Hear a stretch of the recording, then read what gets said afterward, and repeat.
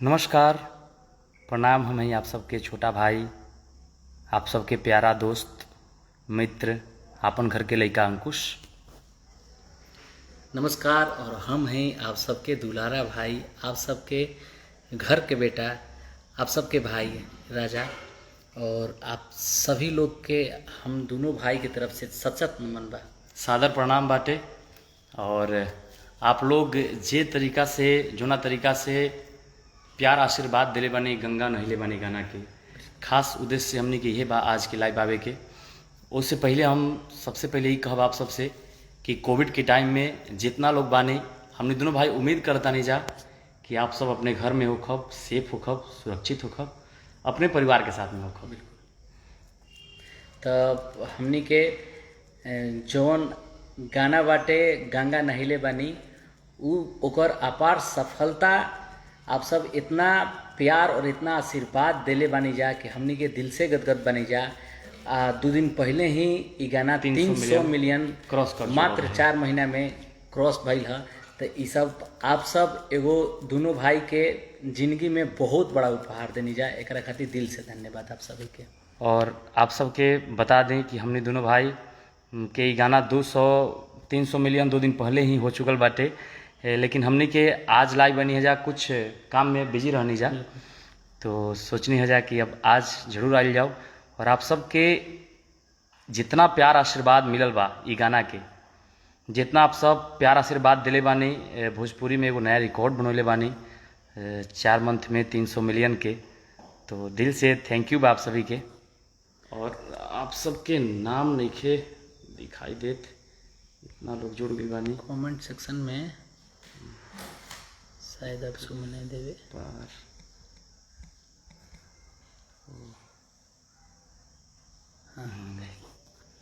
अमन कश्यप जी, सौरभ पांडे जी,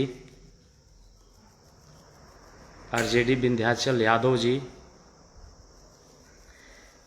चला दीजिए थोड़ा सा। भगवान दोनों भाई के जोड़ी बनोले रस। बिल्कुल बिल्कुल आप सबों का और प्यार। आज वेब म्यूजिक से एगो बहुत ही प्यारा विदाई गीत रिलीज भइल बाटे, जौन कि आप सब काफ़ी बेपनाह मोहब्बत दे रहल बनी वो गीत के। आप सब से हमने दोनों भाई विश्वास दिलावत तनी जा कि एह तरीका के चीज़ हमने के हर वक्त करत रहल जाए पूरा जीवन। काहे कि अंकुश राजा के लोग यही खातिर जाने ला, हमने के जहाँ तक पता बाटे।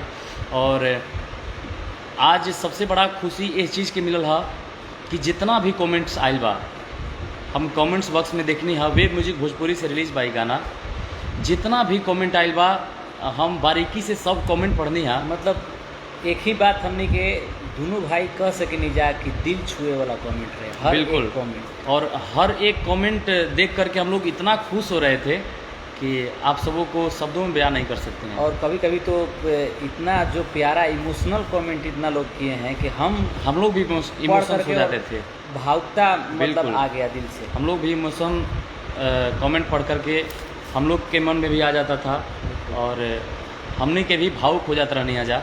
और सबसे बड़ी बात बा कि ऐसा गीत के जब आप सब प्यार देवे नहीं जा तो हमने के और मनोबल बढ़ेला। कासे कि भोजपुरी के एह दौर में जौन की बहुत गीत हिट होता, ये सब में हमने के ऐसा गीत के इतना ज़्यादा प्यार आशीर्वाद आप सब देते नहीं जा। पारिवारिक गीत के, सामाजिक गीत के, घर में बाजे वाला गीत जैसे के, हमने ये गीत रहे कोयलर, और फिर सेनूर 2, घर परिवार, अभी रक्षाबंधन, ये डोली वाला और डोली, ये टाइप के जितना भी गीत बा आप सुनने हैं। जैसे एक और हमने के ऑफिशियल से अंकुश राव ऑफिशियल चैनल से रिलीज भइल बा, गावना कहरा के लुधियाना रौरा बनी जी, कहिया के बदला चुकावत रौरा बनी जी, कहिया के बदला। तो ये गीत के आप सब इतना प्यार देनी हमने के, और शिल्पी जी के आवाज़ में गाना रहे। जैसे गंगा नहिले बानी 2, गवना करा के लुधियाना बानी, डोली, और फिर एक वर्ल्ड वाइड रिकॉर्ड्स भोजपुरी से भी बहुत अच्छा गाना रिलीज भइल बाटे, ओकरा के भी आप सब खूब प्यार आशीर्वाद दे रहल बानी कि पटबू त पट एही जमनी नहीं खे हो, पटबू त पट एही जमनी नहीं खे, आए हे दुनिया में लई किनके कमी नहीं के, ए दुनिया में लई किनके। ये गीत के भी आप सब काफ़ी प्यार आशीर्वाद दे रहल बानी, दिल से थैंक यू सो मच आप सबके। हाँ, और सबसे बड़ी बात कि कुंवारे में गंगा नहिले बानी 2 के आप सब इतना प्यार अभी दे रहल बानी, जौन कि हमनी के अभी 2-3 हफ्ता भइल, 2-3 सप्ताह भइल की, और आप 25 मिलियन। हाँ, अभी 3 करोड़ होके जा रहल बा, 30 मिलियन होके जा रहल बा। तो आप सब ई सीरीज के गीत बा जौन गीत हमनी के दिल के करीब बा, बिल्कुल, और आप सब भी बेपनाह होकर के मोहब्बत दिले बानी। कि हमके फंसाली बंगलिनिया हो, अरे हमके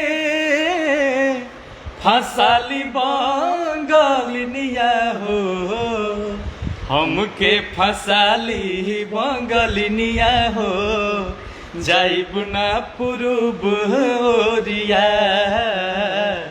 हमके फंसाली बंगलिनिया हो, जाइब ना पूर्व ओरिया। ये गीत के आप सब खूब प्यार दे रहल बानी, जितना कहीं हमने दोनों भाई जितना शब्द में कहीं कम पड़ी, आप लोग जोना तरीका से इस सारा गीत के प्यार मोहब्बत दिले बानी। और आप सबके खातिर आप सबके स्पेशल मतलब डिमांड पर कुछ लोग कहते रहे कि भैया फिर कुछ धमाका किया जाए। बिल्कुल। तो जैसे कि अभी रिसेंट में जितने भी गाने आ रहे हैं सबको आप सब प्यार बेपनाह दे रहे हैं, तो अभी रुआ सब के स्पेशल डिमांड पर हमनी के दो गीत अभी रिसेंट में जो रिलीज हुई, बहुत ही धमाकेदार ब्लास्ट सॉन्ग रिलीज हुई, और बहुत ही अच्छा फिर से तैयारी भइल बाटे। बिल्कुल। और उम्मीद बा कि आप सबके अच्छा लागी, पसंद आई। और गंगा नहिले बानी जोन बाटे ओकरा के 300 मिलियन आप सब कर देनी, और गंगा नहिले बानी 2 के भी खूब प्यार आशीर्वाद दे रहल बानी। बंगलिनिया गाना के भी 40-45 मिलियन व्यूज हो गई बाटे, तो काफ़ी सारा प्यार आशीर्वाद दे रहल बानी। और आज जोन गाना रिलीज हुई बा 2 लाइन आज के गाना भी हम गुनगुनाई, और आप सब से निहोरा करब, निवेदन भी करब, काहे कि जोन आज के गीत बा आप सब परिवार में बैठ के अपने फैमिली के साथ में जरूर एक बार वो गाना के देखब और सुनब। उम्मीद बा कि आप सबके जरूर अच्छा लागे। और हर घर के कहानी बा, हर घर में बेटी जोन होली, जिसे कहल जाला कि बेटी जोन बाड़ी पराई घर के होली, और बेटी के विदाई गीत हमने गोले बने जा।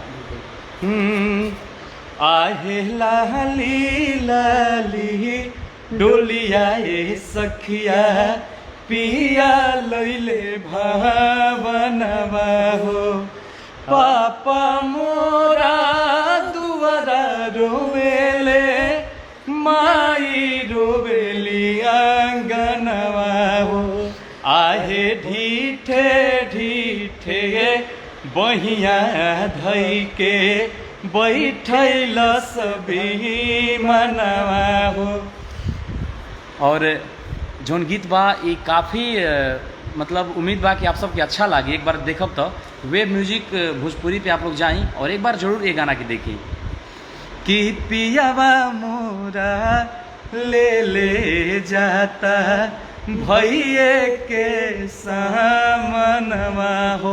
और ये जो शब्द है मेरे दिल के बहुत ही करीब है, क्योंकि आप लोग को मैं बताना चाहता हूँ कि एक भाई ऐसा होता है कि जब हमारी बहन घर के बाहर जाए या दरवाजे पे जाए तो भाई अक्सर डांटते रहता है कि तुम वहाँ क्यों जा रही हो, तुम घर में रहो।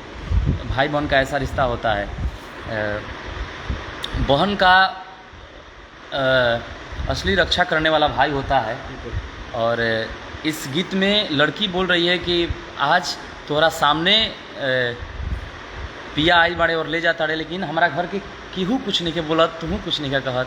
लेकिन सच्चाई तई बाटे कि ये रीति बा, रिवाज बा, एकरा आगे सब कोई नतमस्तक बाटे। बिल्कुल बिल्कुल। और हमनी के युवा वर्ग के बानी जा, तो ऐसे आप सब भी जे भी युवा वर्ग के हमारे साथी भाई जे लोग बाटे, एगो स्पेशल निहोरा बाटे कि आप सब जे भी गायक बाटे चाहे लिखा था, तो आप सब भी एक कदम आगे अच्छाई की ओर बढ़ाई जा, ताकि हमनी के जे हमनी के सीनियर लोग बाटे जे भोजपुरी के इतना ऊंचा इतना ओहदा एगो ला करके और ला करके लोग रखले बाटे, तो एकरा से हमनी के बरकरार रखल जाओ। थोड़ा सा अगर हमनी के हो सके तो थोड़ा सा आगे बढ़ावे के प्रयास हमनी के कर्तव्य बा और कि भोजपुरी के अपन आगे लेके चलल जाओ। अगर आगे नहीं जा लेके चल पावत तो कम से कम एकरा के गिरे मत दियाओ, हमनी के दायित्व बनता। और ई काम तभी हमनी के सार्थक हमनी कर पाओ जी, जब हमनी के पूरा भाई के सहयोग एक साथे होखी, कासे कि हमनी के ताकत बन के और एक दूसरे के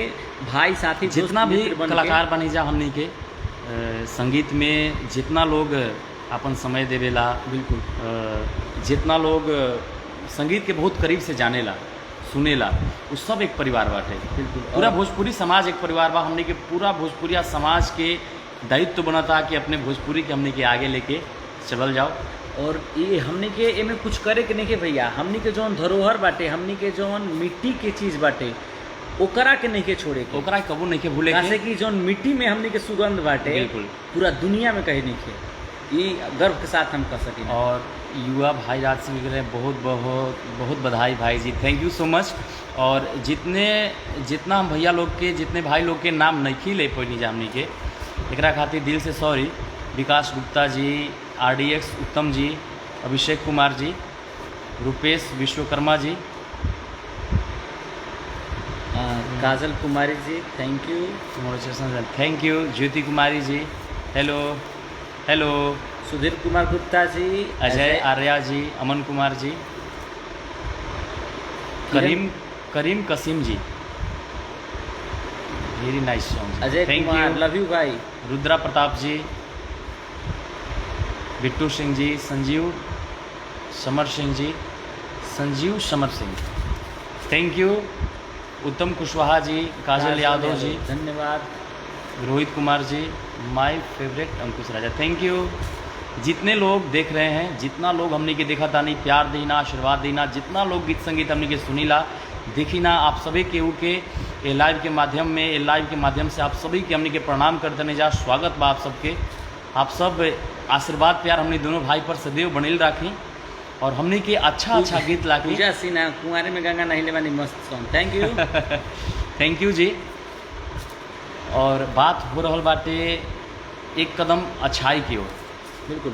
तो आप सबसे निहोरा बस ये है कि हमने सब कोई के दायित्व बनता कि अपने भोजपुरी खातिर बीच में कम से कम कुछ ना कुछ ऐसा कल जाओ जोना से हमने के भोजपुरी के मान सम्मान हर वक्त बढ़ल रहे।